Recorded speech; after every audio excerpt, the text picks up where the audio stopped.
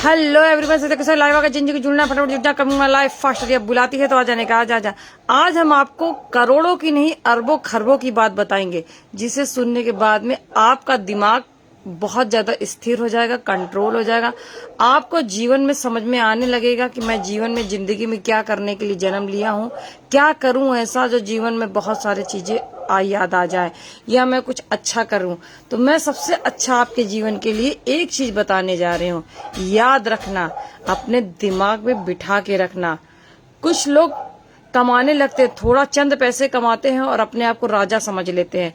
एक शादी नहीं, दो शादी नहीं, एक घर नहीं, दो घर नहीं, तीन घर नहीं, सबसे ज्यादा गाड़ियां करने लगते हैं। गाड़ियां एक नहीं, दो नहीं, गाड़ियों की लाइन लगाने की कोशिश करते हैं, लेकिन बहुत ही जल्द उनका वक्त बदल जाता है। वही गाड़ियां वो धीरे धीरे बेचने लगते हैं, वही घर वो धीरे धीरे करके बेचने लगते हैं, अपने जिंदगी से निराश हो जाते हैं। यहाँ तक कि पिज्जा खाने वाले लोग सूखी रोटियां खाने लगते हैं, अपनी मौत ढूंढने लगते हैं। आज मैं इस चीज पे आपके लिए खुलासा करने जा रही हूँ। अपने माइंड को इतना सेटअप कर दो कि जीवन में आपको लोन लेने की जरूरत ही ना पड़े।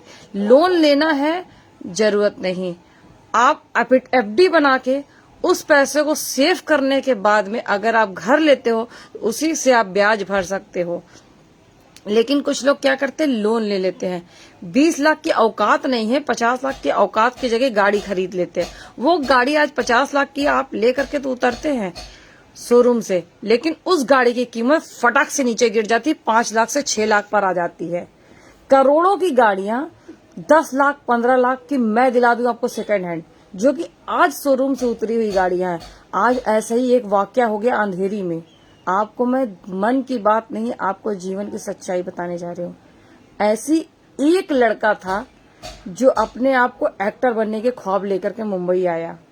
वो मेरा एक अच्छा मित्र ही था, लेकिन किसी के चंगुल में, कहते नहीं तो लोग फंसाने में आपको आगे नहीं होते, उसको किसी ने फंसा करके अपनी स्कॉर्पियो दे दिया। यहाँ पर स्कॉर्पियो आम बात है, ऑडी आम बात है, थार आम बात है, यहाँ सब कुछ मिल जाता है, क्योंकि पैसे हैं, जिंदगी है, सोचने का नजरिया बदल जाता है, क्योंकि ये मुंबई नगरिया है। लेकिन मुंबई आपको ये नहीं कहती है कि आप आकर के फ्रॉड करने लगो, आप आके चीट करने लगो, आप आके भीख मांगने लगो, आप आके ये करने लगो, वो करने, नहीं, वो यहाँ आपको जीना सिखाती है। उस लड़के ने अंधेरी में रहता था, पहले तो पीजी में शायद रहता था, मुझे पता नहीं है उसके बारे में, लेकिन उतना उसके बाद में मुझसे मुलाकात हो गई थी। पीजी में रहता था, ठीक है। पीजी में रहते रहते फिर उसने एक रूम लिया, कहाँ से लिया आई डोंट नो, मैंने कभी उससे पूछा नहीं ना, मैंने कभी उससे। उसके बाद में वो लड़कियां रखने लगा, लड़के रखने लगा, क्योंकि उसने बड़ा फ्लैट ले लिया। बड़ा फ्लैट लेने के बाद में उसको किसी से प्रेम हो गया। ये भी आजकल आम कल्चर में लोग कहते हैं कि प्रेम और एप्पल खाना सेम बात हो गया है, लेकिन मैं बता दूं कि प्रेम करना कोई गुनाह नहीं है, लेकिन प्रेम को आगे ले जाना, जीवन के उस पीढ़ी तक ले जाना बहुत बड़ी बात है। उस बंदे ने ऑडी खरीद ली अपने दम पे, बहुत जल्द विकास किया, यहाँ तक कि मुझे भी कहने लगा, अरे सरिता तुम अपनी पुरानी गाड़ियों से घूमती हो, बदल करके नई गाड़ी खरीद लो। मैंने उसको एक ही सलाह दिया, बेटा 4 दिन की चांदनी है, फिर अंधेरी रात है, बहुत जल्द तुम आ जाओगे अपनी औकात पर। उसको यकीन नहीं था, मजाक समझ रहा था। धीरे धीरे मैंने उसको बताया कि तुम जिस चल रहे हो स्थिति से तुम अभी बहुत जल्द डाउन होने जा रहे हो, तुम्हें इसका एहसास भी नहीं है। उसको नहीं समझ में आ रहा था, मजाक लेकर के जा रहा था, मैं तो ये लोन से ले लेता हूँ, मैं तो वो लोन से ले लेता हूँ। देखो, लोन देने वाले बहुत है, पर आपसे वसूलने वाले भी बहुत है, आपको फ्री में कोई नहीं देगा। लेकिन उस बंदे ने लोन पे फटाफट लेना स्टार्ट कर दिया। आज वो लड़का अंधेरी स्टेशन में भीख मांग रहा है, भीख मांग रहा। सोचो, थार से चलने वाला बंदा आज वो भीख मांग रहा है, कटोरा लेकर के। मुझे दिखा, कल दिखा। तो पहले तो बहुत गंदे में था, तो मैं इतना पहचान नहीं पाई, लेकिन उसका मानसिक संतुलन खोया है, लेकिन इतना भी नहीं खोया कि वो किसी को पहचान नहीं पा रहा है। थोड़ा बहुत प्रॉब्लम में आया है। तो मैंने उससे पूछा कि कैसे, ऐसे कैसे, तब उसने मुझे अपने बारे में बताना स्टार्ट किया, ऐसा हो गया, वैसा हो गया। अब मैं उसके बारे में कुछ बोल भी नहीं सकती ज्यादा, क्योंकि नाम लेना ठीक नहीं था। जिस लड़की से वो प्रेम करता था, उसने उसको भी दगा दिया था। आप अगर किसी से प्रेम कर रहे हो तो उसको दगा मत दो। जिस दिन आपने किसी को दगा दे दिया उसकी आह आपको बहुत खतरनाक लगेगी। वो लड़की दुबई जाती थी, दुबई में फंक्शन करती थी, कार्यक्रम करती थी, बहुत अच्छी लड़की थी वो। दुबई जाती थी, सऊदी जाती थी। भाई देखो, अपने काम के लिए इंसान कहीं भी जाता है। यहाँ तक कि वो अमेरिका भी गई 10-10, 15-15, मुझे भी ले जाने की कोशिश करती थी वो लड़की। लेकिन मैं कभी, मुझे पता नहीं क्यों इंडिया छोड़ के कहीं जाने का मन नहीं करता। क्योंकि देखो, मेरे पास अगर जो है मैं उसी में खुश हूँ। तो उसने मेरे को कई बार ऑफर किया, मैं वीजा कराती, मैं पासपोर्ट कराती, मैं फलाना कराती, मैं ढमका कराती। मैंने कहा जरूरत नहीं, मैं अपनी दुनिया में मस्त हूँ। उसने इसको बढ़ावा दिया पैसा देकर, लेकिन इस लड़के ने उसको यूज किया और पैसा लिया और साइड हो गया। उस लड़की ने सुसाइड कर लिया। उसकी आंख किसको लगी? इसको लगी। इसका बना बनाया घर बिगड़ गया। इसने तो लोन ले रखा था, वो लड़की सारा खर्चा उठाती थी। लेकिन इसने उसको जब दगा दिया, किसी और लड़की के साथ ये पाया गया उसको छोड़ करके, तो उस लड़की ने सुसाइड कर लिया। उस सुसाइड की खबर न्यूज बहुत तेज चली थी, सब जानते हैं। अब नाम नहीं लेंगे हम लोग, क्योंकि दुनिया है। सुसाइड, अरे यार,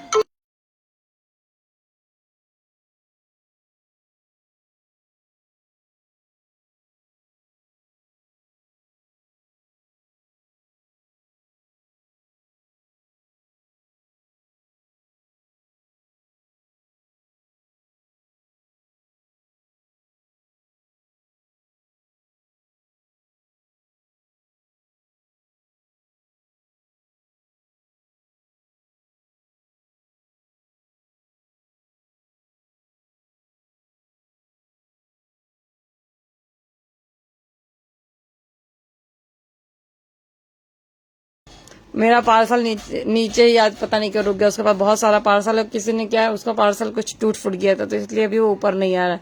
वो कह रहा आज मैं अकेला हूँ, पार्सल लेने आप खुद ही आओ। मैं इस कहानी को, बहुत कहानी क्या मतलब जिंदगी का हिस्सा है, मैं आपको बताऊंगी विस्तार से। बहुत सारे लोग इंतजार करते हैं, क्योंकि जिंदगी में बहुत जल्द आपके बढ़ावा तो मिलने लगता है, लेकिन आप किसी के साथ जब चीट करने लगते हो तो ऊपर वाले के लाठी में आवाज नहीं होती। मैं ये कई बार कह चुकी हूँ। इसी तरह रश्मि शर्मा के भी हुआ था।